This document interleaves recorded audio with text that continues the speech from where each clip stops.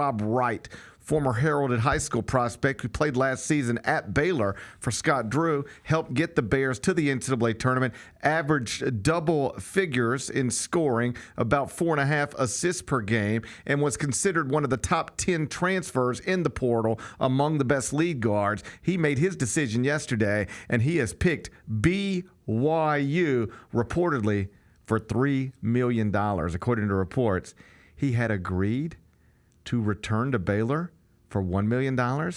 And then somebody was like, if you would move to Utah, same conference, different team, we could maybe get you $3 million. And he said, sounds good. I'll be right there. And now he's going to start in the backcourt for BYU. And that means that BYU, if you believe the reporting, has spent at least $8 million on 2 players, Rob Wright from Baylor and AJ Dybantsa, who is, depending on what recruiting service you follow, either the number 1 or number 2 high school player in America, the person most people project to be the number 1 overall pick in the 2026 NBA draft.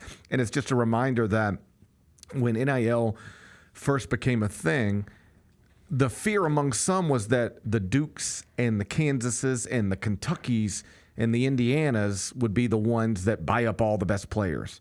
It's just going to be the rich get richer. And in some cases, that's true. But one of the things we've realized is that there is nothing stopping you from being great in college athletics anymore at any particular sport if you have ambition, a coach who knows what he's doing, and at least one super wealthy booster to throw money at this thing. BYU has no inherent advantages when it comes to building a basketball program, particularly when it comes to getting players like AJ Dybantsa and Rob Wright. I don't know if you know, but either one of these guys are from Utah or Mormon. They're not going to BYU for the reasons a lot of people historically have gone to BYU. Yeah. They're just going there to play basketball for money. Simple as that. They're going there to play basketball for money, and BYU has super wealthy people invested in this, and they have clearly told the staff, if you can get these players to come here, we can give you the money to pay them. And AJ Dybantsa cost anywhere from $5 to $7 million, reportedly, and Rob Wright, the number is $3 million. It's pretty unbelievable. I mean, but BYU is going from a program you've rarely thought about your whole life to, I have them 5th in the top 25 and 1 right now, because over the past 8 weeks of the season, they were performing like a top 7 team in college basketball, behind only the teams that were great. Florida, Auburn, Duke, Houston, Alabama, Gonzaga. Those are the only 6 teams that were better than BYU over the last 8 weeks of the season. That's not an insignificant amount of time. Right. From that team, they're bringing back 2 starters, including their leading scorer. And at 2 other positions, so they got to fill 3 starting spots, and they've upgraded at 2 of the 3. They lose a wing and add AJ Dybantsa, the number 1 pick in the draft. They lose a lead guard and add Rob Wright, who might not be the same type of NBA prospect they just lost, but he's a better college player. So they were performing like a top 7 team in the country over the past 8 weeks of the season, final 8 weeks of the season. They bring back 2 starters and upgrade 2 other starting positions. I put them at 5th. And just to double check and make sure I'm not out of line with reality, they've got the 4th best odds to win the NCAA tournament next April, according to FanDuel Sportsbook. So they're going to be awesome. And the only reason why is because they decided to throw millions of dollars at it. Nothing else. It's not like they went out and hired Rick Pitino. They hired an NBA assistant coach nobody had ever heard of the day before he got hired. Here's what they decided. Because all this relationship stuff doesn't matter anymore, and time spent on college campuses doesn't matter anymore, have you ever been to Peach Jam doesn't really matter anymore.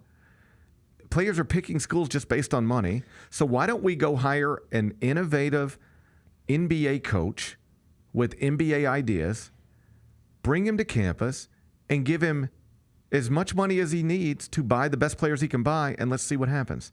In year one, they just went to the Sweet 16. In year two, they're going to have a preseason top 5 team. So the lesson here is that whether you're BYU or Washington State or Memphis or UAB, the only thing preventing you from being great is whether you've got people who are willing to give you money to be great. It's it. It's the only thing stopping you. You can be great anywhere in any sport. You ready for this? If whoever is the biggest women's soccer fan in this city just loves it, just loves the women's soccer program, just lives and dies with it, won Mega Millions this weekend and decided with my Mega Millions. I would do that. With my Mega Millions. I would do that with my Mega Millions. I'm going to give the women's soccer program at the University of Memphis $5 million every year to roster build with. Suddenly, Memphis would have the greatest women's soccer program in the country. So this is all it takes. Some ambition, competence within a staff, and millions of dollars. I was just looking up, because you brought this up, I was looking up like the wealthiest universities in the country. Like, it's obviously Ivy Leagues are all at the top, right? But it's just funny to be one of them's Rice. Oh yeah. If Rice wanted to do this, yeah, it's just well, it's like Vanderbilt has a Vandy, yeah. Is like, if Vanderbilt just wanted to snap its fingers tomorrow and build the greatest on-campus basketball arena, the greatest on-campus football stadium, the money is there to do it. Yeah. You just get to a point with some of these institutions, like Rice, where they go, we're an academic school. That's right. Yes. We're not going to spend billions of dollars on games, on the little silly little games. But to your point, if they wanted to, they could. Yeah. Like at Stanford, they cut sports all the time. Mm-hmm. Now, that's not true, but they talk about cutting sports sometimes because, well, the money doesn't work. They have so much money, if they wanted to, they could do anything they want to. Mm-hmm. They just choose not to sometimes. BYU has decided the exact opposite. We want to be great at this, so let's spend the money to do it. And they went out and got one of the best transfers in the country, and in my mind, the person who's going to be the number 1 pick in the 2026 NBA draft. Circling back to what it means here at Memphis, it just is the latest development that illustrates these numbers you're hearing connected to PJ Hagerty are not hyperbolic.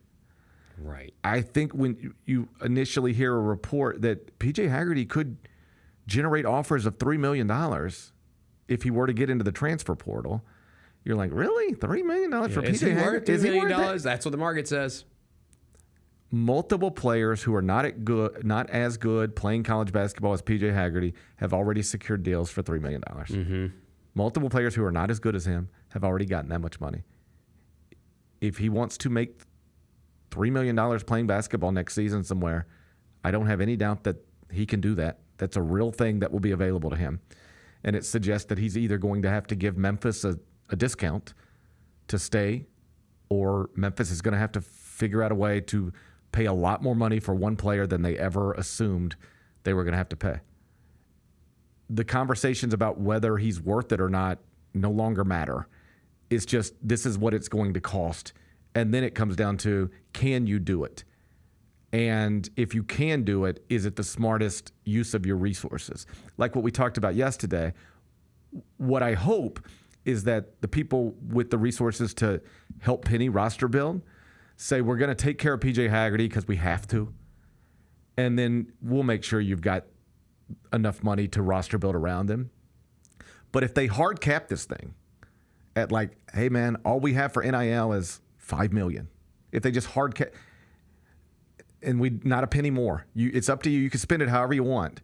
But once we hit $5 million, we're done. That's all the money that's there. It's a hard capped number. I'm not saying it would be that. I'm just for the sake of the conversation. I got you. Then I don't know if it's in your best interest to spend $3.3 million on PJ Hagerty if you're only going to have 1.7 to build around him, because you're going to end up with a roster that's really lopsided, and you're going to end up looking like the Phoenix Suns or last year's Rutgers team.